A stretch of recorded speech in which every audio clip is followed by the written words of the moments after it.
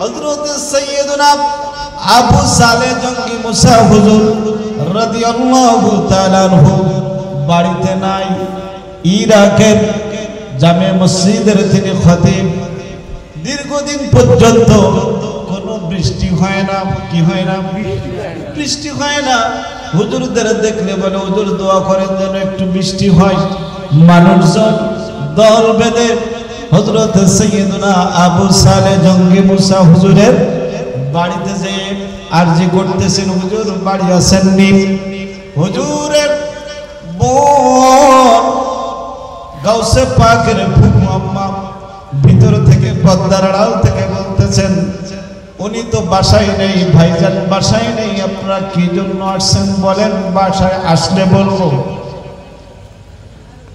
সবাই বলতেছেন দীর্ঘদিন বৃষ্টি হয় না, আমরা একটু হুজুরের কাছে আসছিলাম বৃষ্টি যেন হয়, সেই জন্য তিনি যেন একটু দোয়া করেন।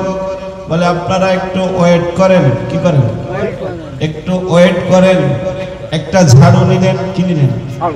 ঝাড়ু নিয়ে গাউসে পাক রাদিয়াল্লাহু তাআলা আনহুর ফুফু আম্মা উঠানটা ঝাড়ু দিলেন। ঝাড়ু দিয়া দুখানা হাত আল্লাহ পাকের দরবারে উঠায় বলতেছেন আল্লাহ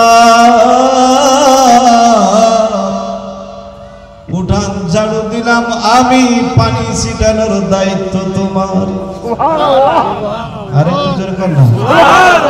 উঠান ঝাড়ু দিলাম আমি, পানি ছিটাই দেওয়ার, উঠান ছিটানোর পরে একটু ধুলা উড়ে দেয়, পানি ছিটায় না।